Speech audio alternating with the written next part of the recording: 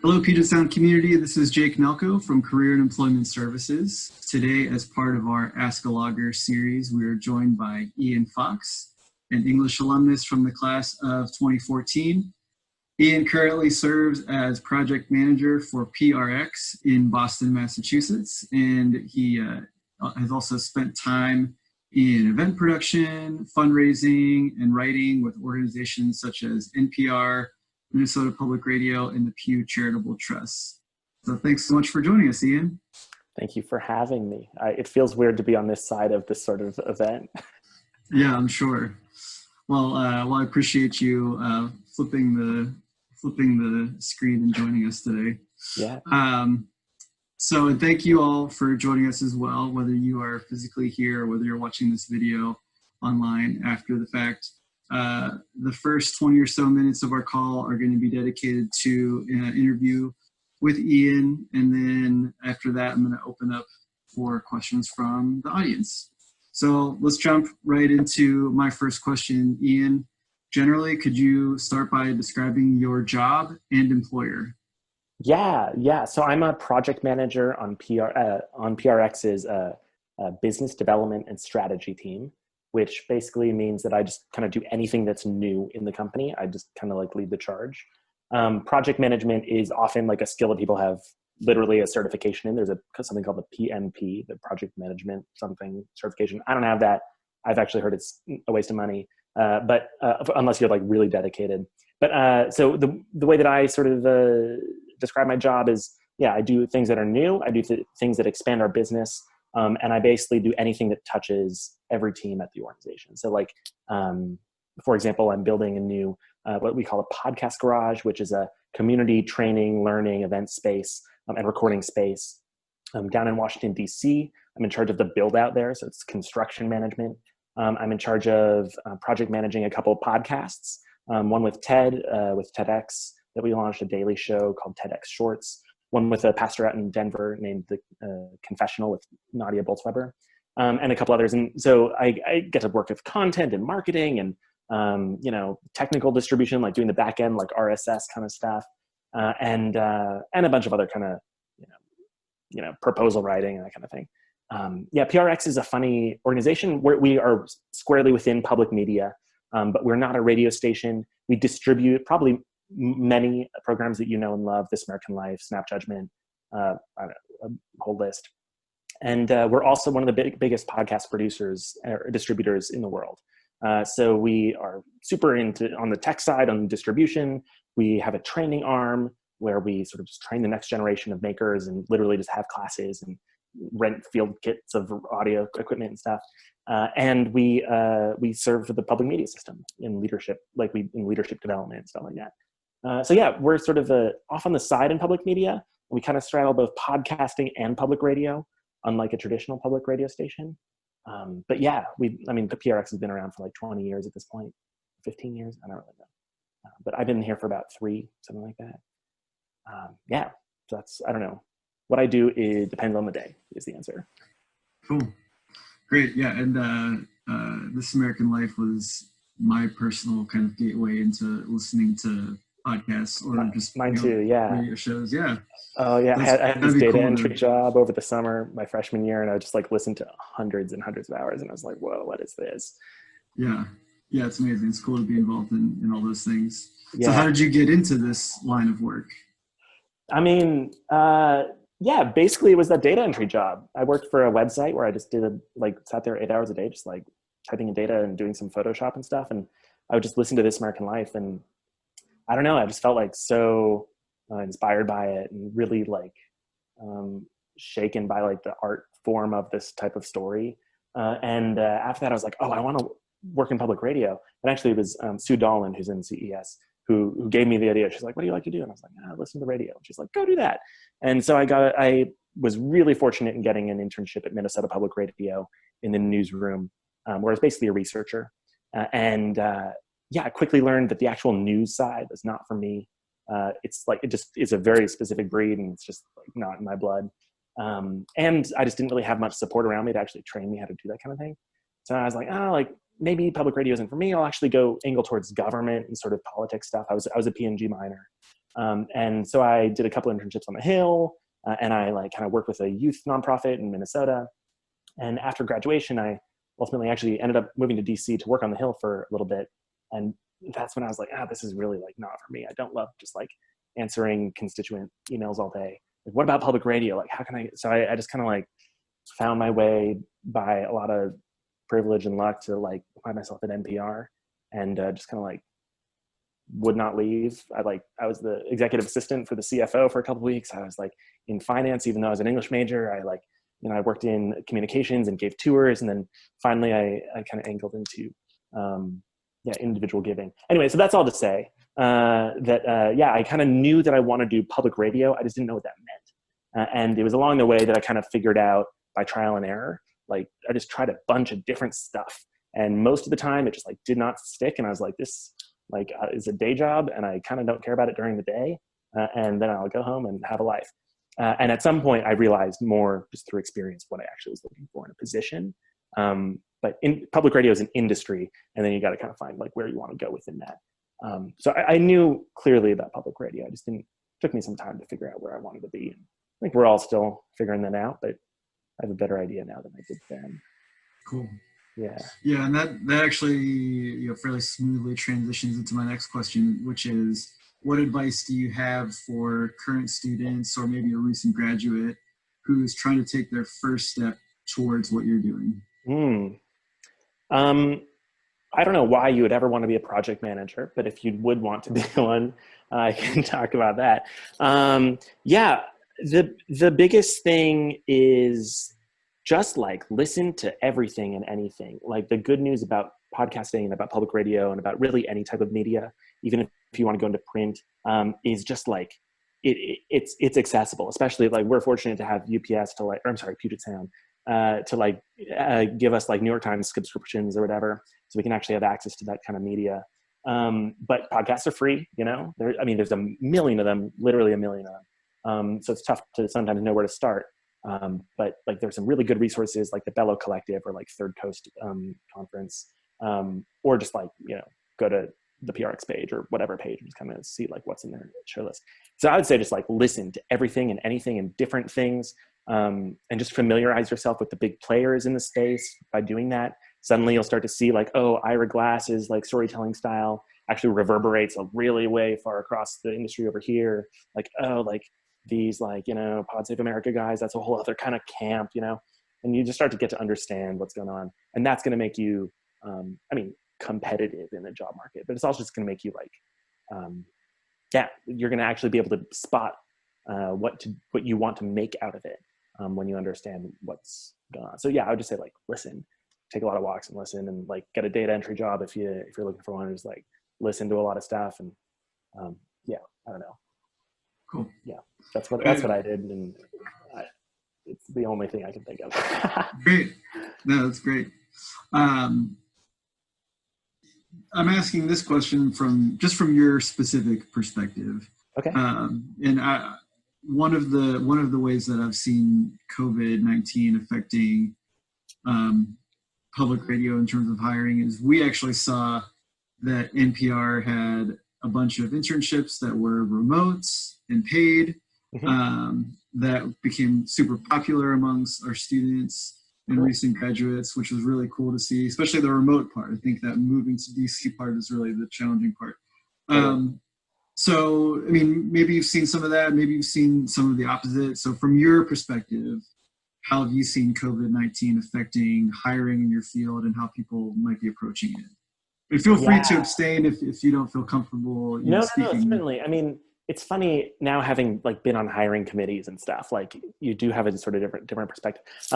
In terms of the coronavirus side, it's hard to make a general statement around anything. Like some pockets are actually hiring. It's like gangbusters, just like, like really going, like have tons of positions open.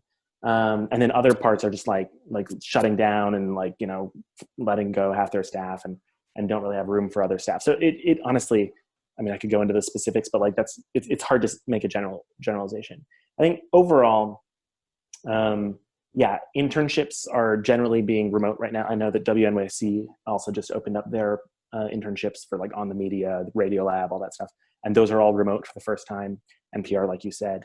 And that is a really good opportunity. I mean, like, I think it's totally ludicrous that these poorly paid internships require you to live in some of the most expensive cities in the country. It's just like absolutely stupid. So this is a really good opportunity for folks. I mean, I'm from Minnesota, like I can just kind of stay in Minnesota and ideally like get similar experience. So yeah, I think that's a good opportunity.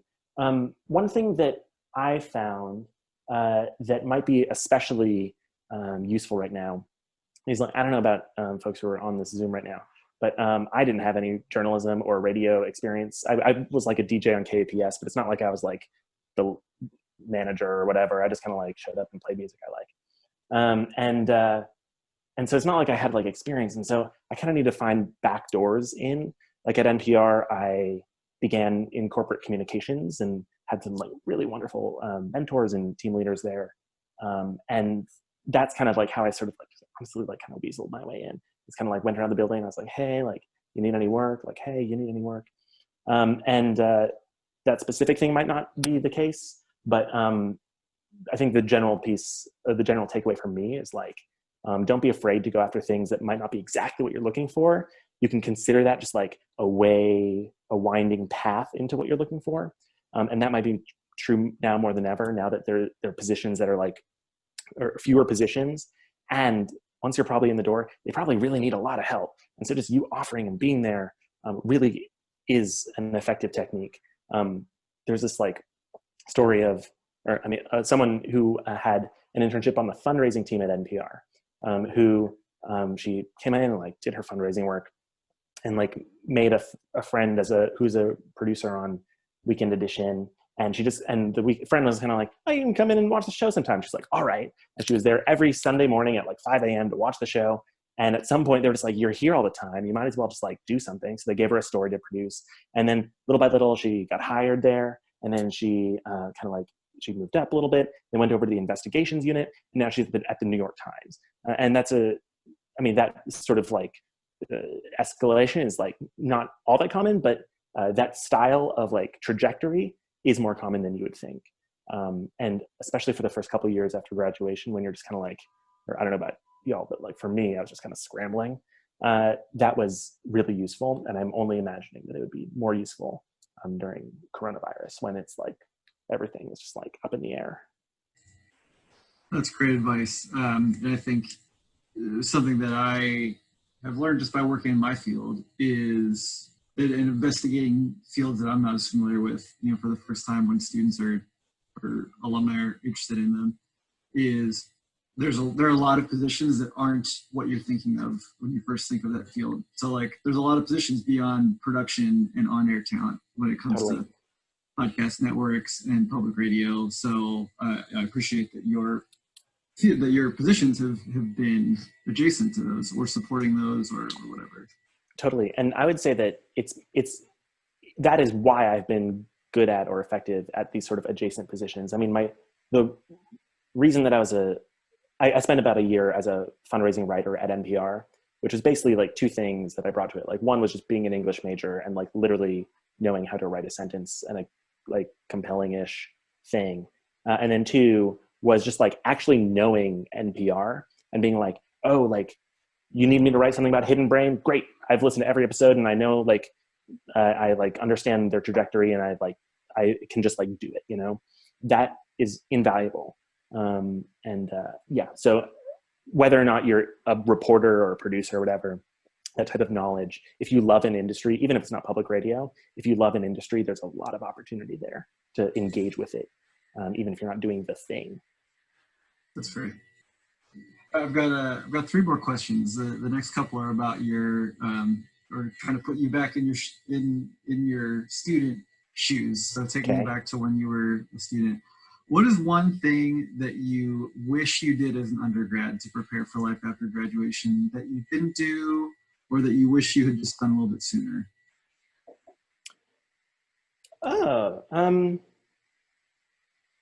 I'm not going to ever claim that I did everything right because no one ever does.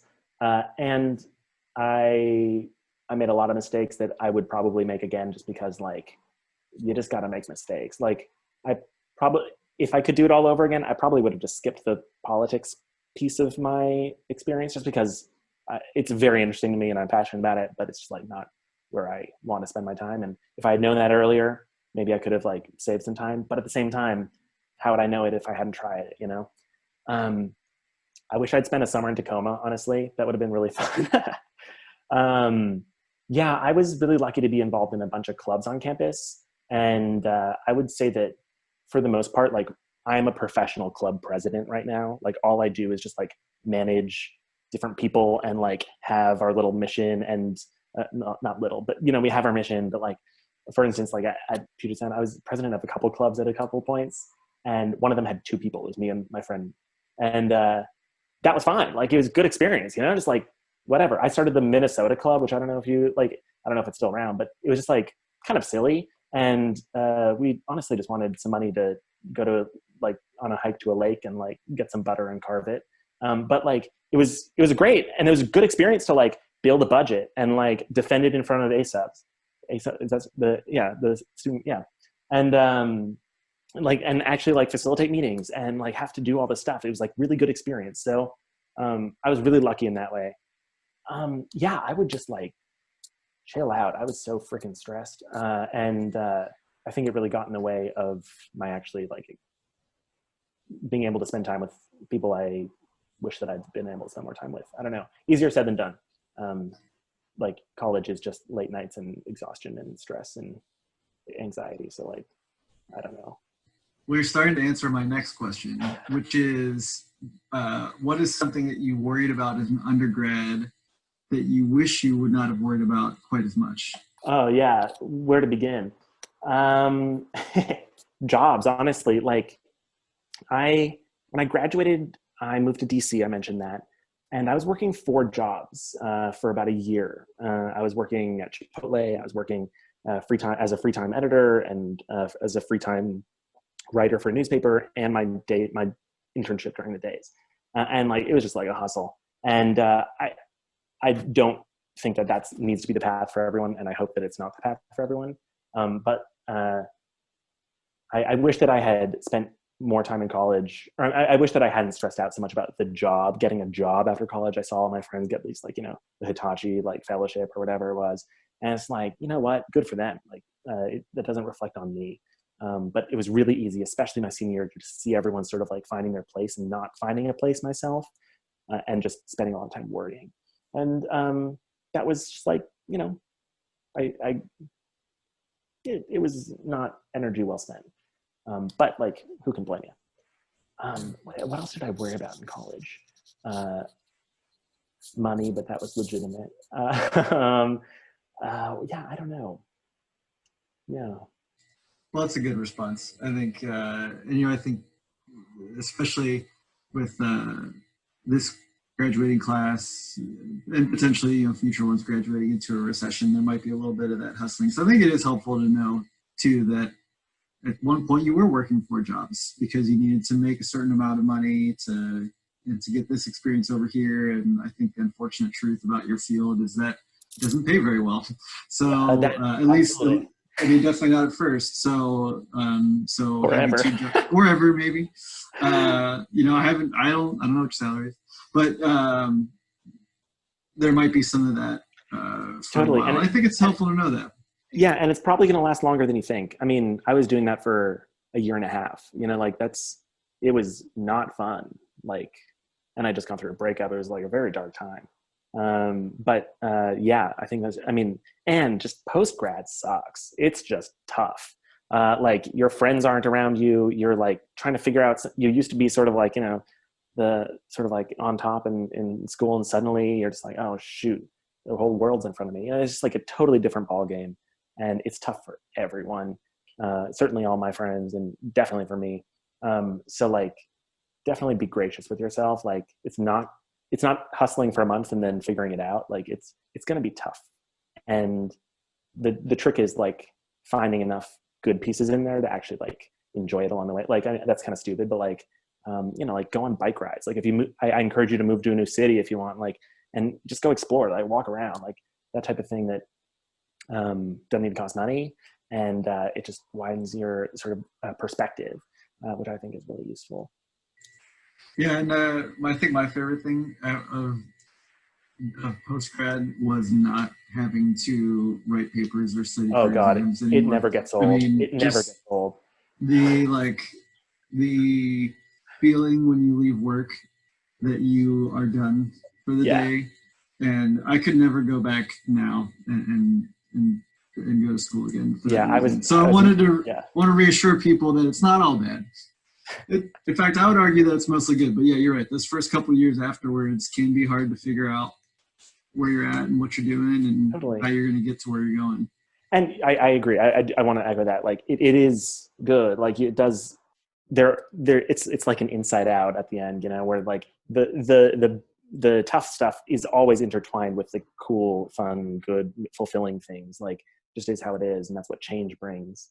And yeah, I mean, the fact that you're out doing something that you actually want to do for the first time, as opposed to like getting credits or like being involved in the club or whatever, it's just going to be a different experience, and that is a real gift.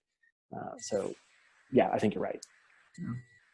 My last question before I open it up is, you're talking right now to people who are either looking for a job now or thinking about jobs for next year, thinking about internships for next summer or something like that. So just from your perspective, what tips do you have for people preparing to apply for a job in public radio, whether it's at PRX or NPR, somewhere else you've been, or a local station? What tips do you have? Yeah. First of all, just like know where to look. Public media and podcasting has a couple really core centers. One is called Current, which is the newspaper for public media, and they have a really, really, really good jobs board. Any job that happens in public media, whether it's in Idaho or Alaska or New York City, is posted on their jobs board. So just like know where to look. Same thing with the CPB jobs board, the Corporation for Public Broadcasting. Those are the two sort of definitive lists in public media. Also, Hot Pod, which is a newsletter that comes out every week for podcasting. That one's not public media specific. It's all of podcasting. And like, if you can read Current and Hot Pod is long every week, but it's worth it. That'll just set you up for a success in terms of understanding the field, but also literally just seeing jobs. Like they're just job postings on there. So knowing where to look. Don't shy away from any inexperience. I was very insecure as I was applying to jobs. I'm like, oh, I don't have any audio samples, or I don't have any writing samples. I didn't. I mean, I copy edited Arches, I guess, like my senior year. I think that was about it. Like it's not like I came in with a lot of like, I wasn't the editor in chief of whatever. And that's fine. Like no one is expecting you to have all the answers or to like have the experience already. That's kind of why you're applying to things, is because you don't have the experience. So work from there and work in good faith that like people are seeing that and like make that sort of argument of like why you care about the work and are passionate about like putting in the time and care and effort and like the quality of the work that you want to do. Yeah, I mean, honestly, like it depends on what you want to do. If you want to be a producer or like go into actual like writing or whatever it is, there's nothing stopping you from doing that right now for free. And that's always a really strong thing on anyone's resume. Excuse me. If you produce your own podcast, like it's just going to give you a bunch of experience. I produced a podcast with a buddy of mine from Puget Sound for like 3 years. It was just like a chat cast, we just kind of talked over Skype and then edited it down. But even that gave me a bunch of experience in just like literally editing audio and like literally like, how do I record this? What microphone do I use? Just that kind of stuff that is just going to help you in the long run and just makes you appealing to whatever hirer.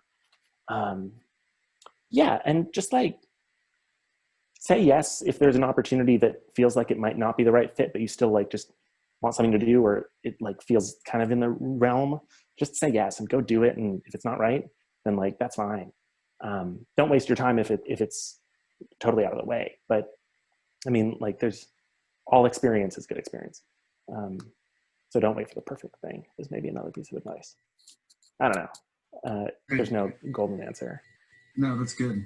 And I wanted to add to your podcast point that the barrier to entry for like recording and distributing a podcast is actually pretty low. If you have a computer, you can record a podcast. If you can record audio and can download Audacity or some other free program, or you already have a free program where you can edit, then you can make a podcast. And there are free ways to get it distributed, and it's a little extra work than if you pay, a subscription fee or something to get it distributed. But it's not that hard to get to that minimum point. And then getting a microphone or getting some nicer things can enhance it quite a bit. I think you're totally right. I mean, like Anchor is like a free tool where you can distribute your podcast, you can edit your podcast. It's owned by Spotify, so obviously like they're going to advertise at you, but it's free. Audacity is a great free program to use. I use Reaper, which has a like 90-day free trial. And like honestly, I often would use my phone, my voice memos on my phone, and then just like transfer that MP3 and then do your editing.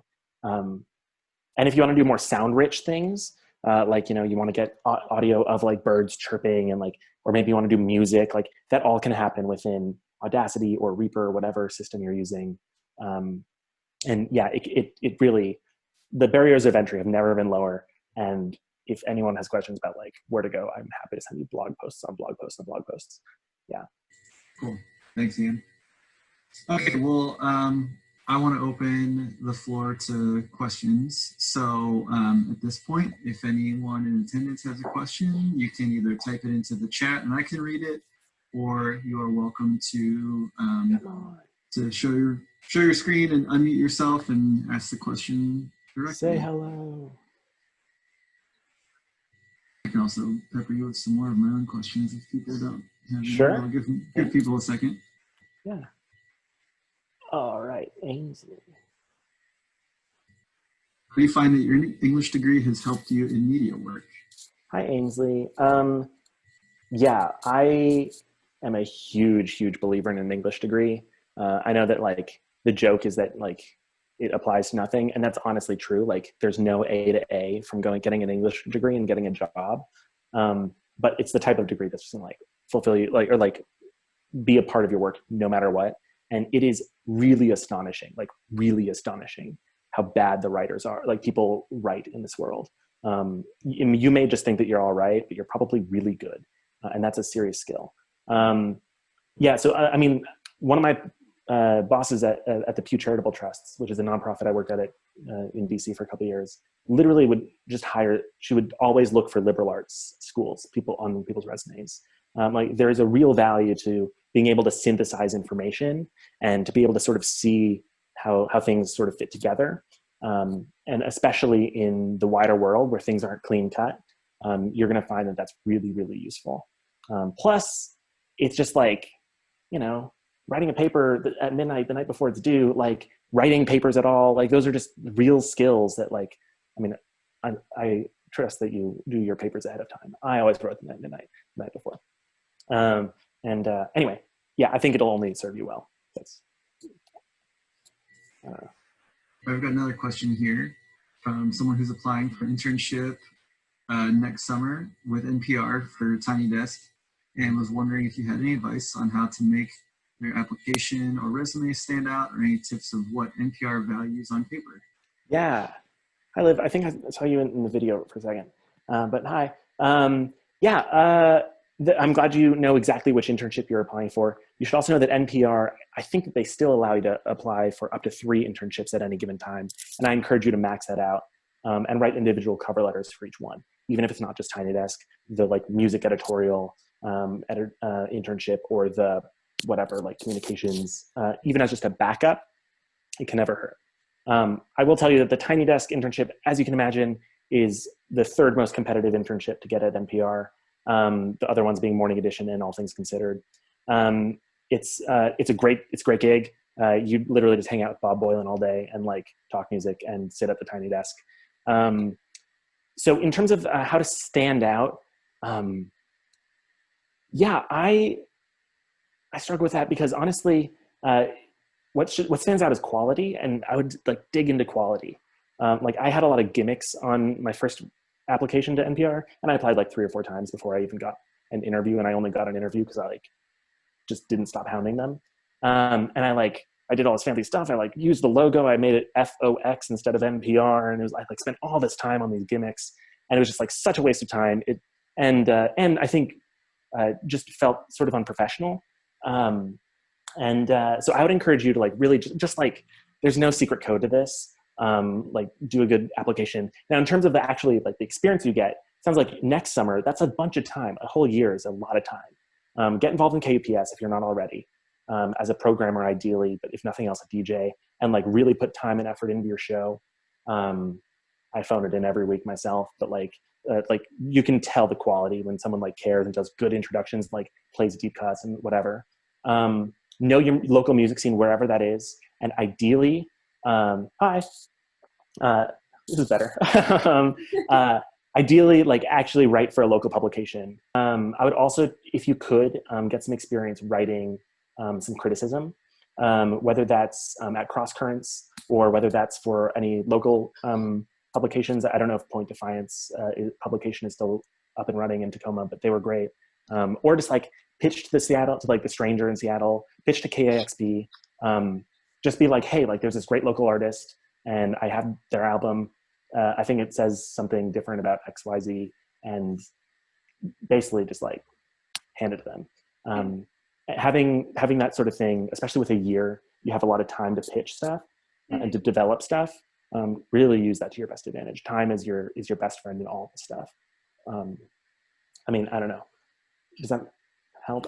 Yeah, that did actually help a lot. Yeah, thank you. I know I just said no gimmicks. Having a website is one of those things that, like, unfortunately, is just like really useful. I know it's awful. I personally do not have a website. Like, I'm not one to talk here. But just having a website, something that's clean, something that like has like a work tab up there where it literally just has links to your pieces, or a resume tab where it just like literally lists things that you've done, and without any more explanation, just like general manager, KUPS, 2019 to 2020, whatever. And just make it look clean, and like that is honestly going to be really useful for this and for anything else. And yeah, I mean, if you really want to go with sort of some like out of the box, some things do work. Like, the good news is that gimmicks didn't work for me because I was applying to communications and stuff. But you know, NPR Music is NPR Music. Like, if you happen to like write a song and tweet it at Bob Boylan at NPR Music at Tiny Desk, you know, like that, you never know. Like, that kind of stuff always makes its way like around in the building. People will send it on Slack to each other. And if nothing else, that could just get some good, I don't know, like mentions on Twitter or something, just a little nugget that then you can sort of DM them and be like, hey, that's me. Like, would you be down to like talk on the phone next week or something? And you can kind of like use that as a turning point. Even if whatever happens with the internship, that's ultimately going to honestly be more meaningful than, not more meaningful. An internship is good. But, you know, the goal is building relationships, and any way you can do that, I think, is a good idea. Okay. Yeah. Thank you very much. And honestly, just like at people on Twitter and say like not Bob Boylan, but like, you know, the editors like Marissa Lorazzo or like whoever, like just kind of like at them and be like, hey, like I'm a student, can I like have 30 minutes of your time or whatever? And then use their time well, like ask good questions and thoughtful questions, and they'll be very receptive. Okay. Thank you. Yeah. Good luck. Thank you. Any other questions from the group? Again, feel free to type them in the chat or join the conversation like Liv did. You know, while people type, I also have another thing that came to mind. One question that I got when I was applying to internships at NPR was like, and this is not NPR specific, this is media in general. They were like, oh, like what journalists do you follow, or like whose pieces do you like at NPR? And I was like, I don't know, it's all NPR, like what's the difference? But like that is something where as you learn more, as you listen more, as you read more, that type of specificity is exactly what they may not ask the question, but actually saying like, I follow Gene Denby's work or whomever, that distinguishes you and also displays a sense of not mastery, but it's like sophistication. So like, for example, like Liv, as you apply, like you can say like, you know, if you're really into metal, like talk about Lars Gottrich's like blog, you know, if you're into a specific genre, like work with that. Yeah. Like say that, you know, Mm-hmm. and engage with it. You don't need to just kind of like put something out there, you know? Mm-hmm. I don't know if that makes sense. Yeah, it does. Thank you. And I think that goes for anyone, any station, any publication, print, radio, TV, no matter what. That type of specificity will only benefit you. Yeah, and before we get to the next question, I wanted to add too that general thought process works in like every field. So when you go to apply for jobs at a certain employer, be familiar with what they're doing, what they care about, what makes them different than their competitors. Even if you're applying to graduate school, like especially for PhD programs, know the faculty. You want to apply at places where like you might work with someone whose work you have been following. So depending on like if people are going into other fields, I want you all to know that advice translates. And then, so the next question here, we've got someone trying to decide between English and a communications degree. Ian, in your opinion, you have any insight into which might be more useful in the field? Sounds like I might know where you might lean, but let me dictate your life decisions. No, Ainsley, there's no easy answer. I mean this very sincerely. Do whatever you want. Like if you feel called to do communications, do communications. I personally loved literary theory. It's not like literary theory is all that useful, but if you really do something you're passionate about and just like understand it, it's only going to be useful. Frankly, to sort of put my sort of like, HR cap on, functionally, they're pretty similar. If I were like reading a resume and it says communications versus English, not much of a difference. What matters then is like what else you've done. If you like have written for Cross Currents or whatever it is, that type of thing will start to distinguish you much more than communications versus English. Now that said, there is a big difference between creative writing and communications, or, I don't know what the sub majors are at English right now, but rhetoric and creative writing are very different types of English. And a job application process might not draw that out, but that will become more evident for yourself as you build those skills. So just think about where you want to aim and then just kind of follow that. Yeah. And similar to how I chimed in last time, I'll say that advice kind of applies pretty broadly to like what the degree is doesn't matter maybe quite as much as what you then do, whether it's an internship or projects that you choose to do or part-time jobs or whatever. We've got another question here. If you have any suggestions on application strategies for that WNYC Radiolab internship you were referencing earlier. Yeah, thanks for that question, Elena. Radiolab, I'm going to say it's one of the most competitive in the country. Now that said, someone gets it every year. So how do you become that person? Radiolab, I don't know the team at Radiolab. I do know some of their former staff, so I can see some trends there. And the trends that I see there is a demonstrated interest in science. If you're not a double major, like being a part of biology club or geology club or whatever it is. So science, actually being like not fluent, but like being able to talk about science in a good way. You can take this a million different directions. If you're a really talented sound designer, like that is a really great asset. And Radiolab, as you can imagine, having listened to it, sounds like, is all about sound design, has a really, really particular style. You can just like send them a recreation of something that you made. And that'd be a really cool way to demonstrate your skill. And at least you're sort of like what you can bring to the team. What else? Science, Radiolab. If you have any internships or any other experience, volunteer work that can speak to the way that you synthesize information into stories. If you maybe have been involved in TEDx conference or conferences, or if you're involved in speech or debate, or whatever this sort of thing, the idea of sort of like taking something maybe dry and making it into a really cool story, like just the storytelling aspect is really important to them. And you should definitely check out, if you haven't, but it sounds like you have, Jad Abumrad's recent TED Talk, where he talked about his Dolly Parton special and sort of how that has changed the arc of his storytelling in a very interesting way. So definitely check that out. And just like mindtransom.org, TRANSOM, they are the gold standard of like technique and storytelling stuff. It's all free. It's a blog and a podcast that I couldn't recommend more. How Sound is the name of the podcast. Just like eat everything you possibly can is my advice. I don't know. I want to add from a like application standpoint, include, if you do projects like a podcast or something, include that in your resume. Definitely include it in like if you make a website like Ian was suggesting, absolutely include it there so that people can actually hear it. But and in CES, I'll take a second to plug that we can talk with you about how do I include this stuff in my resume?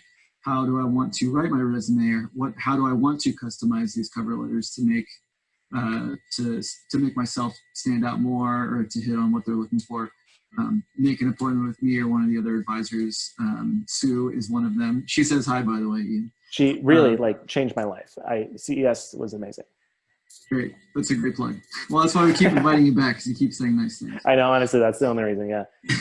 But honestly, we're here to help you, if you're trying to figure out how do I translate this, because they got to see it, right? It's not just doing it, it's also putting it somewhere where they're going to see it. Yeah. Yeah. What other questions? I mean, I don't know how much time we have, but one thing I'll also say is if any of you have questions afterward or just want to get in touch with me, or you're like, hey, I wrote this cover letter and I wonder what Ian thinks about it for some reason. I don't know why you would, but I wonder. Just email Jake and he can forward them to me or send you my information. I'd be more than happy. Thanks for that, Ian. Yeah. Well, maybe I'll